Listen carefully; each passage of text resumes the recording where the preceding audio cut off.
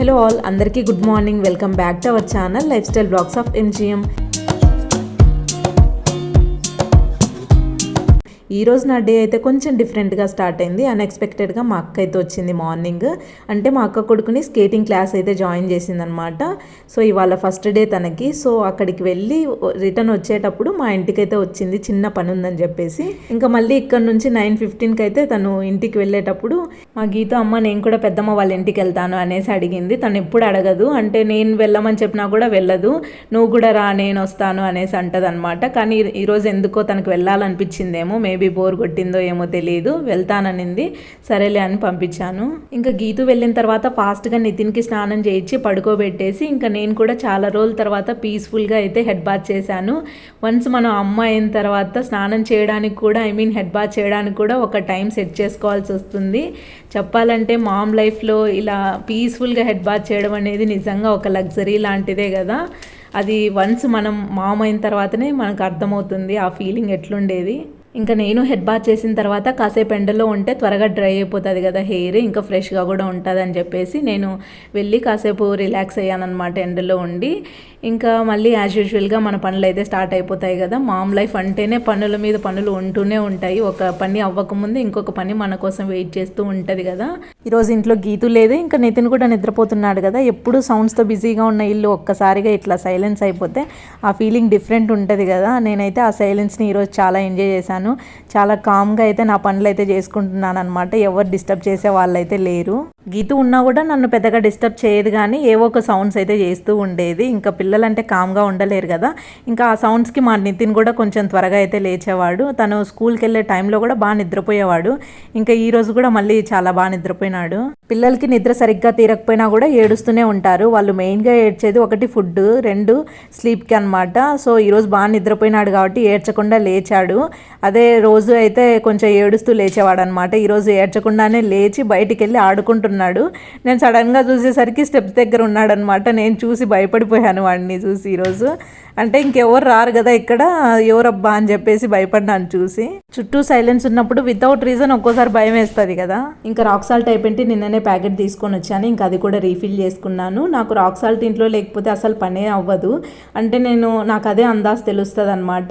దేంట్లోకైనా కూడా అదే వేస్తూ ఉంటాను. ఇంకా ఫ్రై కర్రీస్కి లేకపోతే ఉగ్గాని లాంటి వాటికి మాత్రమే నేను నున్నటుప్పు అయితే యూజ్ చేస్తాను. కొంతమందికి అదే అందాజు తెలుస్తుంది, బట్ నాకు రాక్ సాల్టే అందాజు అనమాట. అంటే రైస్ లాంటివి మళ్ళీ వేయలేం కదా అందులో. సో అట్లాంటి వాటికి నేను రాక్ సాల్టే యూజ్ చేస్తాను. అదే నున్నటుప్పు అయితే కర్రీస్లోకి మళ్ళీ యాడ్ చేసుకోవచ్చు కదా మనం, టేస్ట్ అడ్జస్ట్ చేసుకోవడానికి.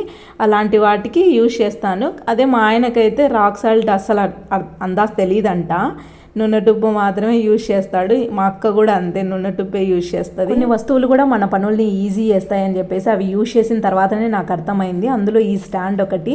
ఇంతకుముందు నేను గిన్నెలు కడిగి పెట్టుకోవడానికి స్టీల్ స్టాండ్ యూజ్ చేసేదాన్ని. నా ఓల్డ్ వీడియోస్ మీకు చూసింటే తెలుస్తుంది. అది యూజ్ చేసేటప్పుడు నాకు అది స్టాండ్ కడగడం అనేది చాలా కష్టంగా ఉండేది. ఇంకా అది స్టాండ్ కూడా ఎంత బరువు ఉండేదంటే ఇంకా అందులో గిన్నెలు పెడితే ఇంకా ఎక్కువ బరువు ఉండేది. లిఫ్ట్ చేయాలంటే సమ్టైమ్స్ నేను మా ఆయన హెల్ప్ కూడా తీసుకునేదాన్ని, అంత బరువు ఉంటుంది అనమాట. నేను ఈ ప్లాస్టిక్ స్టాండ్ ముందు తీసుకోకపోవడానికి రీజన్ ఏంటంటే, చాలామంది చూశాను నేను, ఫ్లోర్కి టచ్ అవుతూ ఉంటుంది బేస్ అనేది ప్లాస్టిక్ స్టాండ్కి. ఇంకా అది అంటే కింద ఉన్న వాటర్ అంతా మళ్ళీ గిన్నెలకి టచ్ అవుతుంది కదా అని చెప్పేసి నేను తీసుకోలేదు. బట్ రీసెంట్గా మా అక్క అయితే కొనిందనమాట. అది కొన్నప్పుడు కింద అదో మీరు చూసే ఉంటారు కదా ఇప్పుడు క్లిప్లో, అట్లా వచ్చాయన్నమాట. సో వాటర్ అయితే కింద వెళ్ళిపోతూ ఉంటాయి, అక్కడే ఉండవు. సో అందుకని చెప్పేసి నేను కొన్నాను. ఇది చాలా ఈజీగా ఉంది వెయిట్ లిఫ్ట్ చేయడానికి, కాకపోతే తక్కువ గిన్నెలు పడతాయి. అది కూడా మనకు బెనిఫిటే, అంటే తక్కువ ఉన్నప్పుడే కడిగేసుకుంటాం కదా చిన్న స్టాండ్ అని చెప్పేసి. ఇంకొకటి మా కౌంటర్ టాప్ చిన్నది కదా, సో ఇదైతే పర్ఫెక్ట్గా సెట్ అయింది. ఇంతకుముందు స్టీల్ స్టాండ్ అయితే ఆ సగం స్పేస్ అదే ఆక్యుపై చేసేది. ఇంక ఇప్పుడైతే గిన్నెలు కడగడం అయిపోయింది. కాసేపు ఎండలో పెట్టాను, త్వరగా డ్రై అయిపోతే మళ్ళీ వాటిని షెల్ఫ్లో పెట్టి మళ్ళీ ఆఫ్టర్నూన్ కొన్ని గిన్నెలు ఉంటాయి కదా అవి కడిగేసుకోవచ్చు అని చెప్పేసి నేను వేసుకున్న ఈ ఆప్రాన్ అయితే మీషో నుంచి తీసుకున్నాను. దీని కాస్ట్ అయితే 100 రూపీస్ పడింది. యాక్చువల్గా నేను వేరే కలర్ పెట్టున్నాను కానీ ఇదైతే వచ్చింది, పర్లేదు. ఈ కలర్ అయినా బాగానే అనిపించింది నాకు. ఇంకా మనం హ్యాండ్స్ వాష్ చేసుకున్న తర్వాత వైప్ చేసుకోవడానికి బోత్ సైడ్స్ క్లాత్ లాంటిది ఇచ్చారు. ఇంకా మిడిల్లో మొబైల్ లాంటిది పెట్టుకోవడానికి ఒక పాకెట్ కూడా ప్రొవైడ్ చేశారనమాట. ఇంకా నెక్ దగ్గర అడ్జస్ట్ చేసుకోవడానికి అడ్జస్టింగ్ బెల్ట్ కూడా ఇచ్చారు. ఓవరాల్గా యాప్రాన్ అయితే బాగుంది. ఇందులో ఇంకా చాలా మోడల్స్ కూడా ఉన్నాయి. నేను ఫస్ట్ ఇది ఒకటి వాడి చూద్దాంలే ఎలా ఉంటుందో అని చెప్పేసి పెట్టుకున్నాను. ఇది యూజ్ చేసిన తర్వాత ఇంకా కొందామని అయితే అనిపించింది నాకు. బయట మనకు 30-40 రూపీస్లో కూడా యాప్రాన్స్ అయితే దొరుకుతున్నాయి, కానీ అవి అంత క్వాలిటీ ఉండవు, కంఫర్ట్ కూడా ఉండవు. ఇవైతే చాలా బాగున్నాయి. మెయిన్గా ఫెస్టివల్స్ టైంలో మనం కొత్త డ్రెస్ ఏమన్నా వేర్ చేసినప్పుడు అవి పాడవకుండా ఇవైతే బాగా హెల్ప్ చేస్తాయి. మీకు ఎవరికన్నా కావాలంటే కుకింగ్ యాప్రాన్ అని చెప్పేసి మీషోలో సెర్చ్ చేయండి, చాలా వస్తాయి. ఇంకా లేదంటే ఫ్లిప్కార్ట్ నుంచి నేను ట్యాగ్ ప్రోడక్ట్స్లో లింక్ ఇస్తాను, మీకు ఇంట్రెస్ట్ ఉంటే చెక్ చేయండి. ఈరోజు మార్నింగ్ టిఫిన్ అయితే ఏం ప్రిపేర్ చేయలేదు. అసలు ఏం చేయాలనో కూడా అర్థం కాలేదన్నమాట. అంటే ఉప్మా చేద్దామంటే ఉప్మా రవ్వ అయిపోయింది. ఇంకా నిన్ననే ఉగ్గాని చేశాను. ఇంకా పొంగల్ చేద్దామంటే పెసరబెల్ల అయిపోయినాయి. అట్లా ఏ ఒకటి లేవు. ఇంకా నాకు కూడా ఇంట్రెస్ట్ రాలేదు చేయడానికి. సరే అని చెప్పేసి ఇంట్లో ఉన్న వాటితోనే అడ్జస్ట్ అవుదామని చెప్పి చూస్తే పాలు నిన్న ఉన్నాయి కదా అని చెప్పి అవి 2 పిల్లలకైతే ఇచ్చేసాను. ఇంకా నాకు మా ఆయనకి కొంచెం కాఫీ అయితే చేసుకున్నామన్నమాట. ఇంకా బొప్పాయి అయితే ఉండింది ఒకటి ఇంట్లో. ఇంకా అది నేను నితిన్ మా ఆయన ముగ్గురం తింటూ ఉంటే మధ్యలో మా అక్క అయితే వచ్చింది. ఇంకా మా అక్క కూడా వచ్చేటప్పుడు బొప్పాయి తీసుకొని వచ్చింది.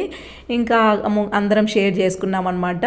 తిన్నప్పుడు ఫీలింగ్గానే అనిపించింది, కానీ లంచ్ టైం అయ్యే కొద్దీ ఆకలేసేస్తుంది. ఇంకా మా ఆయనకు కూడా సేమ్ ఫీలింగ్ ఉంటుందేమో అని చెప్పేసి ఈరోజు లంచ్ అయితే త్వరగా స్టార్ట్ చేశాను. లంచ్కి నేను వెజిటబుల్ రైస్ అయితే చేస్తున్నాను. అది కూడా కొంచెం ఎక్కువ క్వాంటిటీలో వేస్తున్నాను, ఎందుకంటే ఫుల్ ఆకలితో ఉన్నాం కదా, కొంచెం ఎక్కువే తింటామని చెప్పేసి. ఇంకా పిల్లలిద్దరైతే ఇంట్లో డ్రై ఫ్రూట్ లడ్డూస్ ఉంటే అవైతే తిన్నారు. ఇంకా మా నితిన్ అందుకనే పడుకున్నాడు, లేకపోతే అంటే కొంచెం ఎంటీ స్టమక్ ఉన్నా సరిగ్గా పడుకోడు. ఇంకా గీతు బయట టిఫిన్ తినిందంట, పూరి మా అక్క తినిపించిందంట.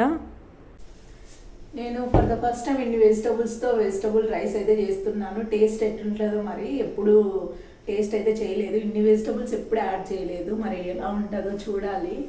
తర్వాత నేను ఎలా ఉండేది టేస్ట్ చెప్తాను. చేసిన తర్వాత తిన్న తర్వాత చెప్తాను. ఆయిల్ హీట్ అయిన తర్వాత ఫస్ట్ స్పైసెస్ అన్నీ వేసుకుంటున్నా. జీలకర్ర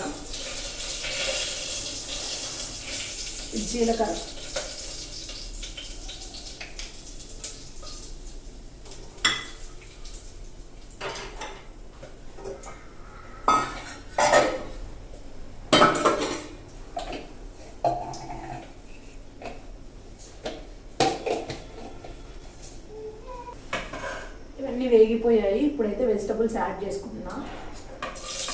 ఈ వెజిటబుల్స్ ఏవి ఎప్పుడు యాడ్ చేయాలని నాకు పెద్దగా ఐడియా లేదు. సో అన్ని వెజిటబుల్స్ 1 by 1 అన్నీ యాడ్ చేసుకున్నాను. ఫైనల్గా టేస్ట్ తేడా కొడుతుందేమో అనుకున్నాను, కానీ పర్లేదు, we satisfied with the taste అనమాట.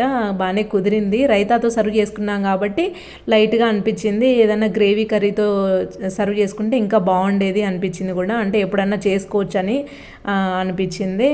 ఇంకొకటి ఏంటంటే ఇది 1 pot మీల్ కదా, పని అయితే పెద్దగా లేదు, జస్ట్ చాపింగ్ ఒక్కటే మనకు పని, రిమైనింగ్ అంతా చాలా సింపుల్.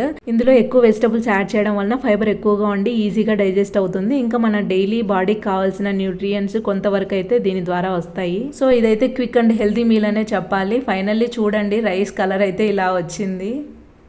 కలర్ఫుల్ వెజిటబుల్స్ వేసాం కదా, చూడడానికి రైస్ కూడా బాగుంది. నేను ఈ ప్రాసెస్ చెప్తూ వీడియో తీద్దాం అనుకున్నాను, కానీ మధ్యలో స్టోరేజ్ ఫుల్ అని చెప్పేసి ఒక నోటిఫికేషన్ వచ్చింది. ఇంకా అంతే, అక్కడితో వీడియో అయితే స్టాప్ చేశాను. ఇంకా ఎక్కడ కావాలో అక్కడ మాత్రమే తీశాను. ఇంకా ఫైనల్ లుక్ మీకు చూపించాలి కదా ఎలా వచ్చింది రైస్ అని చెప్పేసి, ఇంకా అక్కడితో స్టాప్ చేసి జస్ట్ లాస్ట్ 2 clips అయితే తీశాను అనమాట. అంటే రైతా ప్రిపేర్ చేసేది, ఇంకా రైస్ చూపించేది అనమాట. ఇంకా ఈ వీడియో అయితే ఇంతటితో ఎండ్ చేస్తున్నాను. ఈ వీడియో మీకు నచ్చిందని అనుకుంటున్నాను. నచ్చితే లైక్ చేయండి, అండ్ ఫర్ మోర్ వీడియోస్ ఛానల్ని సబ్స్క్రైబ్ చేసుకోండి. And thank you so much for watching this video. Bye bye.